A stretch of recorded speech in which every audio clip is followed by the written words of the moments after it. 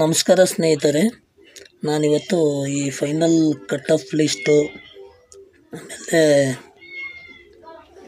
ಇದರ ಬಗ್ಗೆ ಕೆಲವು ಸಮಸ್ಯೆಗಳು ಇದ್ದಾವೆ, ಕೆಲವು ಪ್ರಾಬ್ಲಮ್ಗಳಿದ್ದಾವೆ. ಅದ್ರ ಬಗ್ಗೆ ನಾವು ಸ್ವಲ್ಪ ಚರ್ಚೆ ಮಾಡ್ತೀನಿ.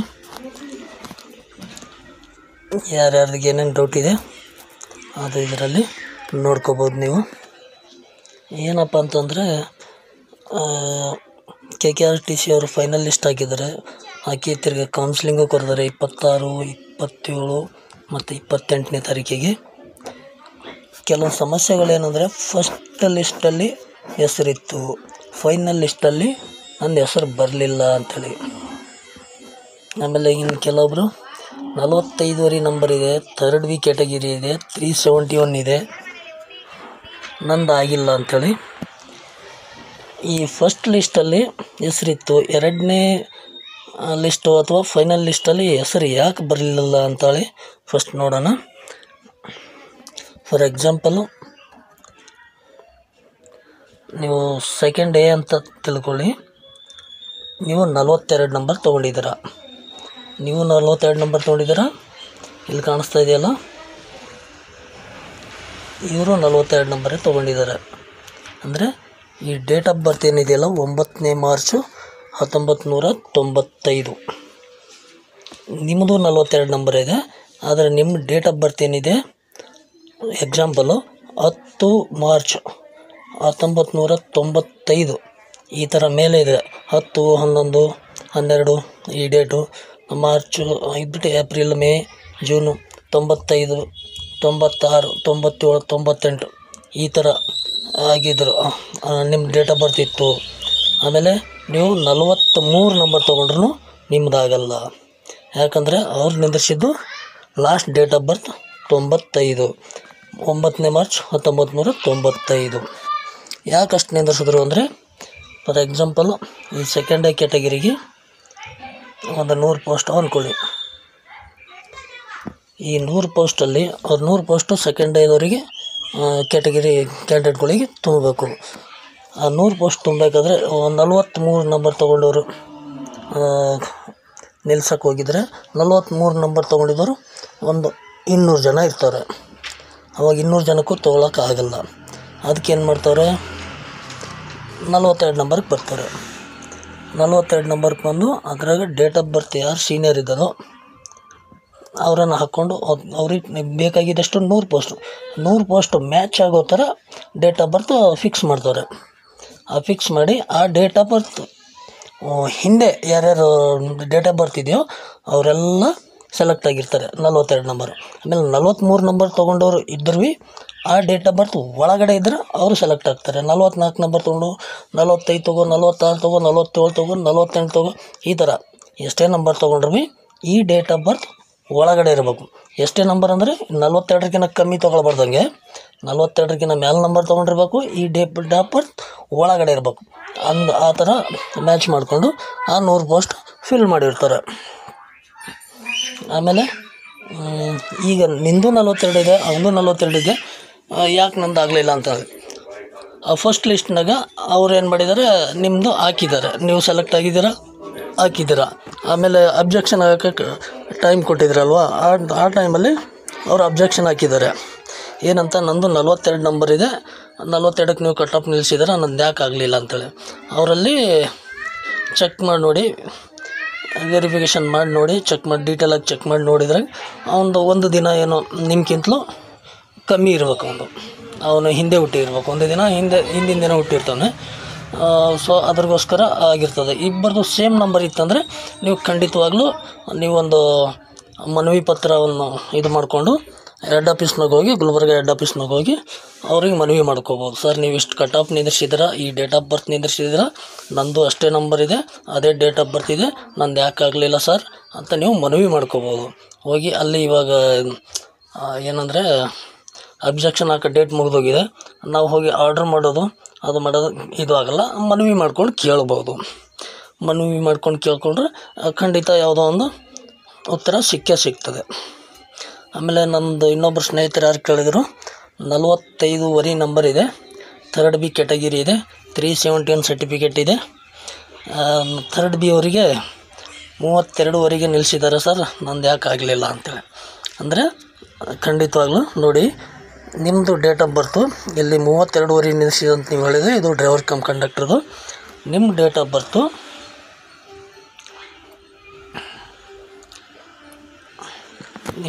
ಬರ್ತು ಇಲ್ಲಿದೆ ನೋಡಿ, 30 ಜುಲೈ 1984. ಇದರ ಮೇಲ್ಗಡೆ ಇದೆ. ಅಂದರೆ ನೀವು 85ರಾಗ ಹುಟ್ಟಿರ್ತೀರೋ, ಇಲ್ಲೋದ್ರ ಜುಲೈದಾಗ ಹುಟ್ಟಿರ್ತೀರೋ, ಅಥವಾ 31ನೇ ತಾರೀಕು ಹುಟ್ಟಿರ್ತೀರೋ, ಒಟ್ನಾಗ ಈ 30 ಜುಲೈ ಆಗಿದ್ಮೇಲೆ ನೀವು ಜನನ ಆಗಿದೆ ನಿಮ್ಮದು. ಅದಕ್ಕೋಸ್ಕರ ನಿಮ್ಮದು ಆಗಿಲ್ಲ.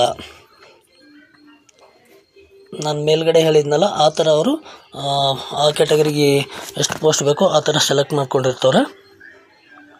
ಅದಕ್ಕೋಸ್ಕರ ನಿಮ್ಮದು ಇದ್ರೊಳಗೆ ಆಗಿಲ್ಲ. ಆಮೇಲೆ ಇನ್ನೊಬ್ಬರು 48 ನಂಬರ್ ತೊಗೊಂಡಿದೆ ಸರ್, ಫಸ್ಟ್ ಲಿಸ್ಟಲ್ಲಿ ಇತ್ತು, ಸೆಕೆಂಡ್ ಲಿಸ್ಟಲ್ಲಿ ಇಲ್ಲ. ಇದೇ ಸೇಮ್ ಅದೇ ಪ್ರಾಬ್ಲಮ್ಮು ಹೇಳಿದ್ನಲ್ಲ. ಅದೇ ಸೇಮ್ ಕ್ಯಾಟಗಿರಿಯವರು ಯಾರೋ ಒಬ್ಬರು ಅಬ್ಜೆಕ್ಷನ್ ಹಾಕಿರ್ತಾರೆ. ಅಬ್ಜೆಕ್ಷನ್ ಹಾಕಿದ್ದೋಸ್ಕರ ಅವ್ರು ಒಂದು ದಿನ ಏನಾದರೂ ಡೇಟ್ ಆಫ್ ಬರ್ತ್ ವೇರಿಯೇಷನ್ ಆಗಿ, ಇಲ್ಲಾಂದರೆ ಫಸ್ಟ್ ಲಿಸ್ಟ್ ಹಾಕೋ ಟೈಮಲ್ಲಿ ಕೆಲವೊಂದು ಸರ್ವರ್ ಪ್ರಾಬ್ಲಮ್ ಆಗಿ, ಕೆಲವೊಂದು ಡಾಕ್ಯುಮೆಂಟ್ಸ್ ಏನೋ ಒಂದು ಇದು ಪ್ರಾಬ್ಲಮ್ ಆಗಿ, ಆಮೇಲೆ ಸಿಸ್ಟಮ್ ಹೆಂಗಾಗಿ ಒಂದು ಸ್ವಲ್ಪ ಏನೋ ಸಮಥಿಂಗ್ ಏನೋ ಒಂದು ತೊಂದರೆಗಳಾಗಿರ್ತವೆ. ಅಂಥ ಇದರ್ಲಿಂದ ಅದು ಬಂದಿರ್ತದೆ. ನಿಮ್ಮದು ಅಷ್ಟು ನಂಬರ್ ಇದೆ ಅಂದರೆ ನೀವು ಏನು ತೊಂದರೆ ಇಲ್ಲ, ನಿಮ್ಮ ಕಟ್ ಆಫ್ ಅಷ್ಟು ಇದೆ ಅಲ್ವಾ, ನೀವು ಒಂದು ಮನವಿ ಪತ್ರ ಇದು ಮಾಡಿಕೊಂಡು ಹೋಗಿ ಅಲ್ಲಿ ವಿಚಾರಿಸ್ಕೊಂಡ್ರೆ ಆಗ್ಬೋದು, ಏನು ತೊಂದರೆ ಇಲ್ಲ. ಥರ್ಡ್ ಡೇಗೆ 32ವರೆಗೆ ನಿಂದಿರಿಸಿದ್ದಾರೆ ಸರ್. ಈ ಎಸ್ ಟಿಗೆ ಯಾಕೆ 45 ನಿಲ್ಲಿಸಿದ್ದಾರೆ? ಸೊ ಇಲ್ಲಿ ಎಸ್ ಟಿಗೆ ಯಾಕೆ 45 ನಿಲ್ಲಿಸಿದ್ದಾರೆ, ಥರ್ಡ್ ಡೇಗೆ ಯಾಕೆ 32ವರೆಗೆ ನಿಲ್ಲಿಸಿದ್ದಾರೆ ಅಂದರೆ, ಥರ್ಡ್ ಡೇಯಲ್ಲಿ ಅದೇ ಮಿನಿಮಮ್ ಒಂದು 100 ಪೋಸ್ಟ್ ತುಂಬಬೇಕಾದ್ರೆ ಅಲ್ಲಿ ಕಾಂಪಿಟೇಷನ್ ಇರೋದು. ಅಂದರೆ ಪಾಸಾಗಿ ಹುಡುಗರು ಒಂದು 120 ಜನ ಹುಡುಗರು ಮಾತ್ರ ಪಾಸಾಗಿದ್ದಾರೆ. ಅದಕ್ಕೋಸ್ಕರ ಅದು 32ವರೆಗೆ ನಿಲ್ಲಿಸಿ ಅದನ್ನು 100 ಪೋಸ್ಟ್ ಅವರು ಭರ್ತಿ ಮಾಡ್ಕೊಂಡಿರ್ತಾರೆ. ಅದ್ರ ಮೇಲೆ 30, 40, 50 ನಂಬರ್ ಹೊಡೆದವ್ರು ಇದ್ದರು, 50 ನಂಬರ್ ಹೊಡೆದವ್ರು ಅವರು ಜನ್ರಲ್ದಾಗ ಹೋಗಿರ್ತಾರೆ. ಇನ್ನು 40, 50 ನಂಬರ್ ಹೊಡೆದ್ರೆ ಈ ಡೇಟ್ ಆಫ್ ಬರ್ತ್ ಏನದ ಅದ್ರ ಒಳಗಡೆ ಇದ್ದೀರಂದ್ರೆ ಅವರು ಖಂಡಿತವಾಗ್ಲೂ ಅವ್ರನ್ನ ನೌಕರಿ ಆಗಿರ್ತದೆ. ಅದ್ರ ಮೇಲೆ ಇದ್ದವರು ಜಾಸ್ತಿ ನಂಬರ್ ತೊಗೊಂಡ್ರು ಅವ್ರು ಆಗಿರಲ್ಲ. ಆಮೇಲೆ ಸರ್ 2 ಸಲ ಹೆಸರುಗಳಿದೆ ಇದರಲ್ಲಿ, ಇದು ಯಾವ ಥರ ಸರ್ ಅಂಥೇಳಿ. ಆಮೇಲೆ 90ಕ್ಕಿಂತ ಹೆಚ್ಚು ಜನರು 2 ಸಲ ಹೆಸರಿದೆ, ಡಬಲ್ ಹೆಸರಿದೆ. ಇದು ಯಾವ ಥರ ಸರ್, ಇದು ಹೆಂಗೆ ಮಾಡ್ತಾರೆ ಅಂತ ಕೇಳಿದರೆ, 2 ಸಲ ಯಾಕೆ ಅವ್ರದ್ದು ಹೆಸರು ಬಂತು ಅಂದರೆ, ಅವ್ರ ಪೋಸ್ಟ್ ಏನು ಕರೆದಿದ್ರಲ್ಲ KSRTC ಅವರು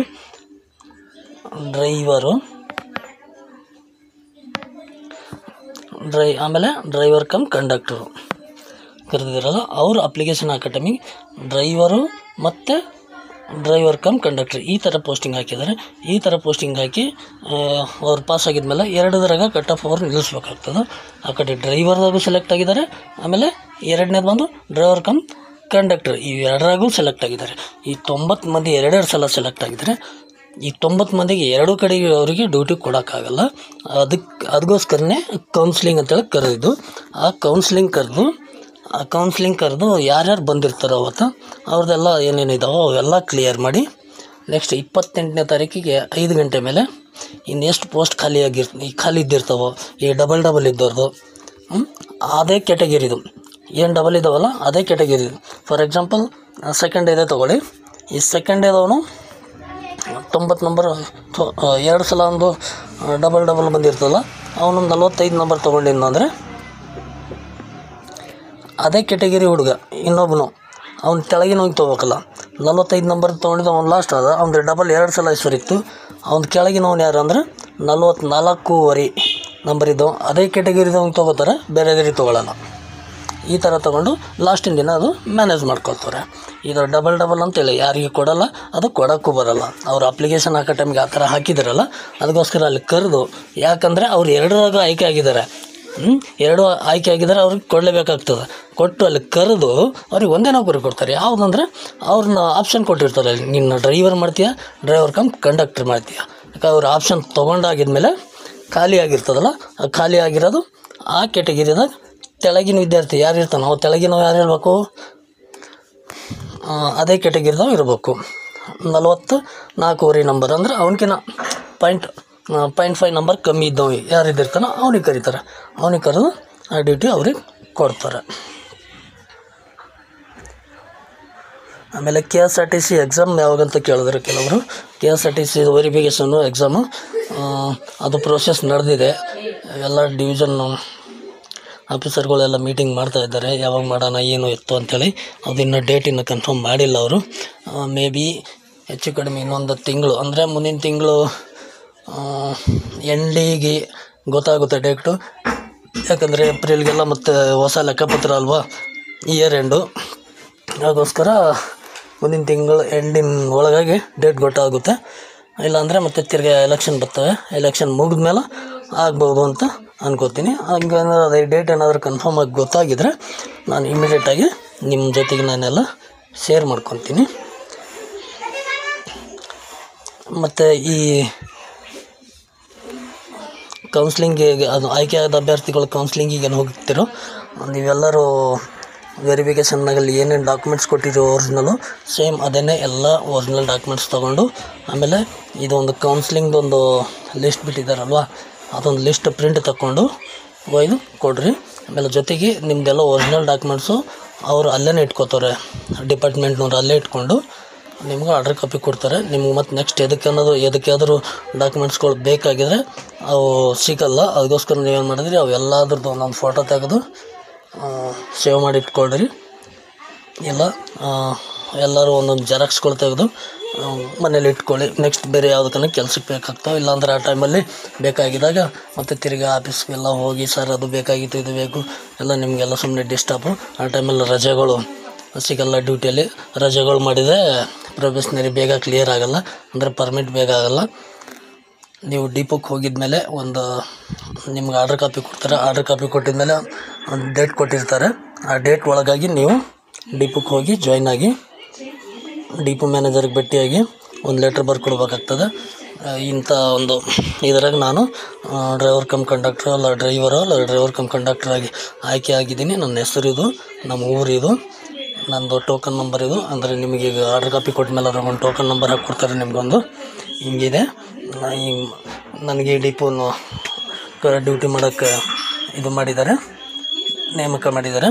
ಅದಕ್ಕೋಸ್ಕರ ನಾವು ಡ್ಯೂಟಿ ಮಾಡ್ಲಿಕ್ಕೆ ಅನುವು ಮಾಡಿ ಕೊಡ್ರಿ ಅಂಥೇಳಿ ಅವ್ರಿಗೊಂದು ಮನವಿ ಪತ್ರ ಕೊಡ್ಬೇಕಾಗ್ತದೆ. ಕೊಟ್ಟ ತಕ್ಷಣ ನಿಮ್ಗೆ ಬುಕ್ಕಿಂಗಲ್ಲೆಲ್ಲ ನಿಮ್ಮದು ಟೋಕನ್ ನಂಬರ್ ಬರ್ಕೊಂಡು ನಿಮಗೆ ಡೈರೆಕ್ಟ್ ಏನು ಮಾಡ್ತಾರೆ, ಡ್ರೈವರ್ ಇದ್ದರೆ ಡ್ಯೂಟಿಗೆ ಹಾಕ್ಬಿಡ್ತಾರೆ. ಕಂಡಕ್ಟ್ರ್ ಇದ್ದರೆ 1 ದಿನ 2 ದಿನ ಕಂಡಕ್ಟ್ರ್ ಜೊತೆಗೆ ನಿಮ್ಗೆ ಟ್ರೈನಿಂಗ್ ಕಳಿಸ್ತಾರೆ. ಟ್ರೈನಿಂಗ್ ಮುಗಿದ್ಮೇಲೆ ಡ್ಯೂಟಿ ಮಾಡ್ಕೊರಿ. ಹೆಚ್ಚು ಯಾರು ರಜೆಗಳು ಮಾಡ್ಕೋಬೇಡ್ರಿ. ರಜೆಗಳು ಜಾಸ್ತಿ ಆಗಿದ್ರೆ ನಾವು ಪ್ರೊಬೇಷನರಿ ಬೇಗ ಕ್ಲಿಯರ್ ಆಗೋಲ್ಲ. ಒಂದು ವರ್ಷಕ್ಕೆ ಪರ್ಮಿಟ್ ಮುಗಿಬೇಕು. ಆದಾಗ ನಿಮಗೆ ಒಳ್ಳೆ ಸಂಬಳ ಆಗುತ್ತೆ, ಒಳ್ಳೆ ಇದೂ ಆಗುತ್ತೆ. ಹೆಚ್ಚು ರಜೆಗಳು ಹಾಕಿದ್ರೆ ಪ್ರೊಬೇಷನರಿ ಮುಂದಕ್ಕೆ ಹೋಗ್ತದೆ. Starting ಹೋಗಿದ್ದವರಿಗೆಲ್ಲ double. ಓಕೆ ಸ್ನೇಹಿತರೆ, ಇದು ಆಗಿತ್ತು ನಮ್ಮದು KSRTC ಫೈನಲ್ ಕಟ್ಟಪ್ ಲಿಸ್ಟ್ ಬಗ್ಗೆ ಚರ್ಚೆ. ನಿಮ್ಗೆ ಯಾರಾದರೂ ನೀವು ಜಾಸ್ತಿ ನಂಬರ್ ತೊಗೊಂಡಿರ ಅಂತೇಳಿದ್ರೆ ಅದೇನು ಇದು ಇಲ್ಲ. ಇಲ್ಲಿ ಲಾಸ್ಟ್ ಡೇಟ್ ಆಫ್ ಬರ್ತ್ ಏನು ಹಾಕಿದಾರೋ ಆ ಡೇಟ್ ಆಫ್ ಬರ್ತ್ ಕೆಳಗಡೆ ನಿಮ್ಮದು ಹುಟ್ಟಿದ ದಿನಾಂಕ ಆಗಿರಬೇಕು. ಆಮೇಲೆ ಅವ್ರು ಎಷ್ಟು ನಂಬರ್ ನಿಂದಿರ್ಸಾರೋ ಅಷ್ಟು ನಂಬರ್ ಇರಬೇಕು. ಅದಕ್ಕಿಂತ ತೆಳಗೆ ನಿಮ್ಮ ಡೇಟ್ ಆಫ್ ಬರ್ತ್ ಇರಬೇಕು. ಅಂದಾಗ ಮಾತ್ರ ನೀವು ಹೋಗಿ ಒಂದು ಮನವಿ ಪತ್ರ ಬರೆದು ಕೊಟ್ಟು ನೀವು ಚೆಕ್ ಮಾಡ್ಕೋಬೋದು. ಇಲ್ಲಾಂದರೆ ಅಲ್ಲಿ ಇದ್ರನಾಗ ಕೌನ್ಸ್ಲಿಂಗ್ನಾಗ ಒಂದು ಇದು ಕೊಟ್ಟಿದ್ದಾರೆ ನಾವು ಕೆಳಗಡೆ, ಅದು ಕ್ಲಿಕ್ ಮಾಡಿ ನಿಮ್ಮ ಡೇಟ್ ಆಫ್ ಬರ್ತು ನಿಮ್ಮದು ನಂಬರ್ ಅಪ್ಲಿಕೇಶನ್ ನಂಬರ್ ಹಾಕಿದರೆ ನಿಮ್ಮದು ಇದು ಕೊಟ್ಟಿರ್ತಾರೆ. ಅಲ್ಲಿ ಏನಕ್ಕೆ ನೀವು ರಿಜೆಕ್ಟ್ ಆಗಿದ್ದೀರಾ ಏನು ಎತ್ತು ಅಂಥೇಳಿ ಅಲ್ಲಿ ಡೀಟೇಲ್ ಬರ್ತದೆ. ಯಾರಾದರೂ ಇದು ಕೊಟ್ಟಿದ್ದವರಿದ್ದರೆ. ಓಕೆ ಸ್ನೇಹಿತರೆ, ಮತ್ತೇನಾದರೂ ಹೊಸ ಅಪ್ಡೇಟ್ಗಳು ಏನಾದರೂ ಇದ್ದರೆ ನಾನು ಇಮ್ಮಿಡಿಯೇಟಾಗಿ ನಿಮ್ಮ ಜೊತೆಗೆಲ್ಲ ನಾನು ಹಂಚ್ಕೋತೀನಿ. ಇನ್ನು KSRTC KKRTC ಆಮೇಲೆ NWKSRTC ಇನ್ನು ಯಾವುದೋ ಇನ್ಫಾರ್ಮೇಷನ್ ಇಲ್ಲ. ಇನ್ನು ಸೆಕ್ಯೂರಿಟಿ ಗಾರ್ಡ್ದು ಅವುಗಳದ್ದು ಇನ್ನೂ ಯಾವುದೋ ಏನು ಇನ್ಫಾರ್ಮೇಷನ್ ಇಲ್ಲ. ಬಂದರೆ ತಕ್ಷಣಕ್ಕೆ ನಾನು ನಿಮಗೂ ತಿಳಿಸ್ತೀನಿ. ಖಂಡಿತವಾಗ್ಲೂ ಕರೀತವ್ರೆ, ಯಾವ ಕರೀತಾರೆ ಅಂತ ಟೈಮ್ಗೂ ಗೊತ್ತಾಗಲ್ಲ. ಸ್ವಲ್ಪ ಚರ್ಚೆ ಮಾಡಿ ನೋಡಿಕೊಂಡು ಮಾಡ್ತಾರೆ. ಎಲೆಕ್ಷನ್ ಬೇರೆ ಹತ್ತಿರ ಇದೆ, ಅದಕ್ಕೋಸ್ಕರ ಟೈಮ್ ನೋಡಿಕೊಂಡು ಇದು ಮಾಡಿ ಚರ್ಚೆ ಮಾಡಿ ಕೊಡ್ತವ್ರೆ. ಕಾಯಬೇಕು ಸ್ವಲ್ಪ. ತಾಳಿದವನು ಬಾಳೆ ಏನು ಅಂತಾರಲ್ಲ ಆ ಥರ ಸ್ವಲ್ಪ ತಾಳಿ ನೋಡಿ ಮಾಡಿಕೊಂಡ್ರೆ ಒಳ್ಳೇದು ಅಂತ ಅನ್ಕೋತೀನಿ. ಇನ್ಯಾವುದಾದ್ರೂ ಹೊಸ ಇನ್ಫಾರ್ಮೇಷನ್ಗಳು ಏನಾದರೂ ಇದ್ದರೂ ತಕ್ಷಣಕ್ಕೆ ನಿಮ್ಮ ಜೊತೆಗೆ ನಾನು ಹಂಚ್ಕೋತೀನಿ. ಯಾರಾದರೂ ಇನ್ನೂ ಹೊಸಬರು ಯಾರನ್ನ ಇದ್ದರೆ ನನ್ನ ಚಾನಲ್ನ ಸಬ್ಸ್ಕ್ರೈಬ್ ಮಾಡ್ಕೊಳ್ಳಿ, ನಿಮ್ಮ ಸ್ನೇಹಿತರ ಜೊತೆಗೆ ಶೇರ್ ಮಾಡ್ಕೊಳ್ಳಿ. ನಿಮಗೆ ನಾನು ಹೇಳಿದ ಮಾಹಿತಿ ಇಷ್ಟ ಆಗಿದ್ರೆ ಒಂದು ಲೈಕ್ ಮಾಡಿ ಹೇಳುತ್ತಾ ಧನ್ಯವಾದಗಳು.